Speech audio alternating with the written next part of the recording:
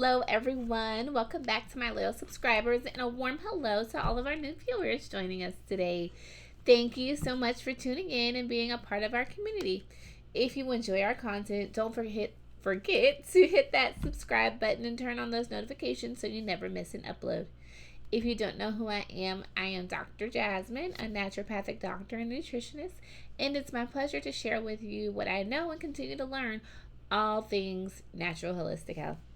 All right, so today I want to continue discussing metabolism and how that's linked to hair loss. So last time we talked about hypothyroidism and how that's related to the slowing down of hair growth and increased shedding. Today I want to look at the other side of the spectrum, or hyperthyroidism. So this is where your body is producing too much thyroid hormone. So complete flip side, right? So if we kind of go back to that factory analogy, in this case, the factory workers are pumping out thyroid hormone actually in overabundance, so much so the body can't really keep up with it. And because they're doing such a great job pumping out so much hormone, the foreman, or TSH if you will, usually is pretty low, right? There's no need to trigger the production of thyroid hormone if the thyroid's doing it fine. That negative feedback loop basically says, okay, we're making it shut up if you will. So oftentimes, if you get labs done, you'll see TSH be on the lower side of the spectrum. Remembering that that full range is like 0.4 to 4.0, and again, remembering that range is huge, right? You have below that range disease, above that range disease, and in between you have a spectrum of dysfunctional and optimal. And optimal kind of being in that range of 1 to 2. So if you're below 1, then that's a sign that there may be a functional hyperthyroid state, not diseased, but experiencing symptoms and impacting your daily life. So you want to do something about it. At least I do, because I'd rather prevent all of the sequelae of being actually diagnosed with hyperthyroidism before you get there, right?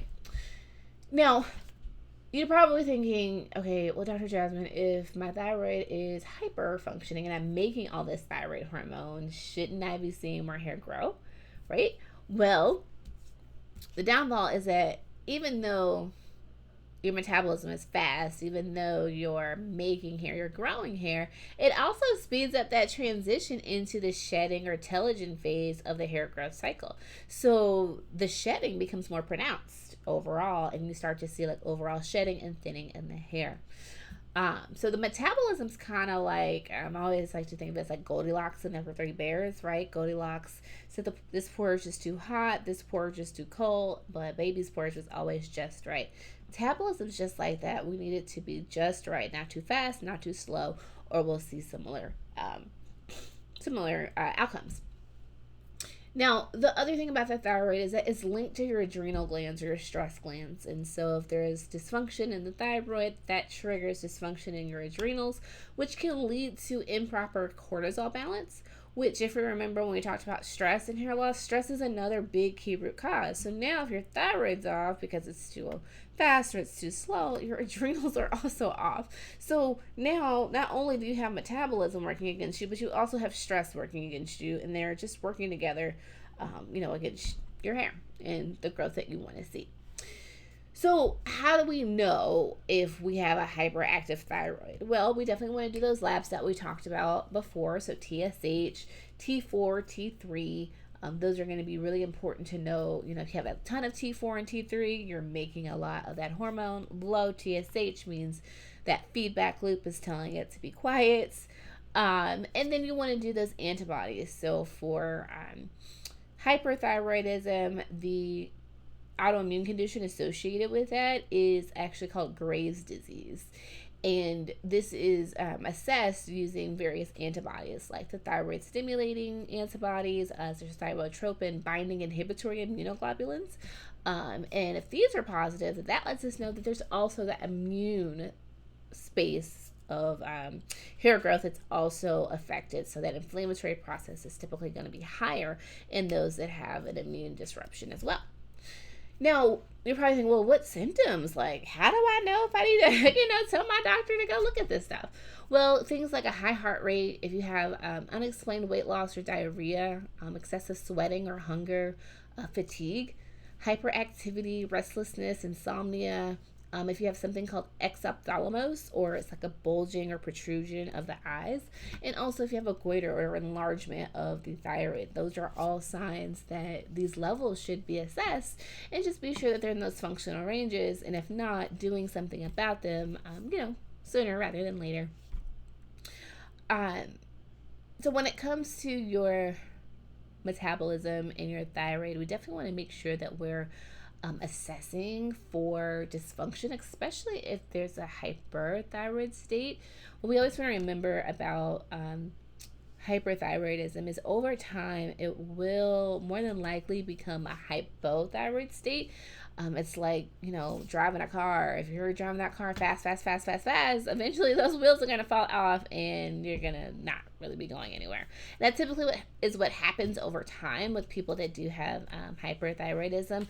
They, over the years, turn into a hypothyroid state and start to see those symptoms as well. So what can you do today to kind of just help your body? Adaptogen herbs, get that adrenal gland, that cortisol balance back, because cortisol speaks to the thyroid. They're very interconnected, and there's this communication that if you can get one gland communicating properly, it typically helps to improve the other gland communication. If you have Graves' disease, or you notice you have a lot of inflammatory markers, or like redness and pain, things like that, that's a sign that maybe you have some allergens or some triggers that are triggering your immune system or that inflammatory process. So avoiding those things, increasing antioxidants in the diet. So good dark leafy greens, berries, fruits, veggies. These are going to be the foods that are rich in antioxidants. If you're losing weight, get those calorically dense foods in. Protein-rich foods, eggs, peanut butter.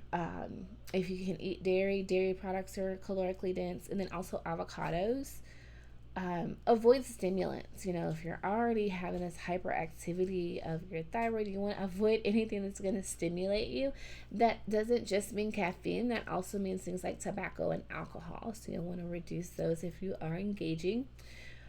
Because you're in a heightened metabolic state, you don't want to be running through all of your nutrients and then not have anything left. So a B complex is typically a good thing to discuss with your doctor about adding to your regimen, just to kind of help support as you're figuring out all the whys and why this is happening for you. Also, detoxification of toxins. So toxins don't just slow things down, they can also be stimulatory and cause increases in functionality to detrimental states. So evaluate maybe if you have a toxic burden, look at some of those lifestyle factors, and then take a look at your supplements. I've seen this a few times where people have been taking iodine or kelp or sea moss, like all these different herbs or supplements, and they don't realize that when they add all that up, there's a ton of iodine in there, and they're just like an iodine overload, and that can actually stimulate a hyperthyroid state. So you definitely want to be sure that we're not, accidentally inducing this, as well as some of the other things that I discussed.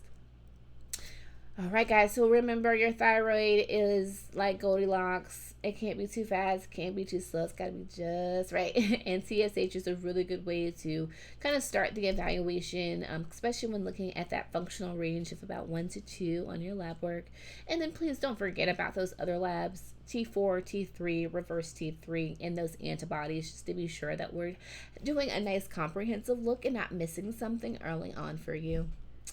All right, guys, if you have a thyroid condition or you have questions about metabolism or thyroid, hypo or hyper, definitely leave a comment.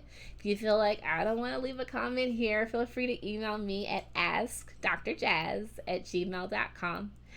And if you'd like to work with me, because I'd love to work with you, feel free to visit me at www.drjasmine.com. All right, guys, it's been a pleasure speaking with you today. I look forward to seeing you on the next one. Be sure to like and subscribe. All right. May God bless you in your health. Bye.